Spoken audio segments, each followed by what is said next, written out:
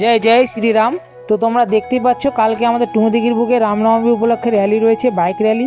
যে যে অংশগ্রহণ করতে ইচ্ছুক সকলে চলে আসবে। খুবই শান্তিপূর্ণভাবে র্যালির আয়োজন করা হয়েছে, সকলেই থাকছে, আমিও যাব, তোমরাও আসে, সকলের সাথে দেখা হবে, খুবই মজা হবে। আর দুপুর 12টার পর থেকে র্যালি শুরু হবে, খুবই শান্তিপূর্ণভাবে র্যালিটা হবে। আর মানে কালকে রামনবমী উপলক্ষে কিছু ব্যানারগুলো বানাতে দিয়েছিল কাকুর দোকানে। তো কাকুকে বলি যে কাকু এখন ব্যানারগুলো তো এখন নিয়ে চলে যাবে, তার আগে মানে একটু লাইটের যদি ব্যবস্থা করো, কেননা রাত্রি হয়ে গেছিলো। বহু ভক্তবৃন্দ রয়েছে যারা মানে ছবিগুলো দেখতে পছন্দ করে ভগবানের। তো দেখতে পাচ্ছ খুবই সুন্দরভাবে মানে এখানে রেখেছিল, তো বললাম লাইটের ব্যবস্থা করতে, লাইটের ব্যবস্থা করে দেয়। তো কাকু আর দু এক দাদা ছিল, সকলকে অসংখ্য ধন্যবাদ ব্যবস্থা করে দেওয়ার জন্য।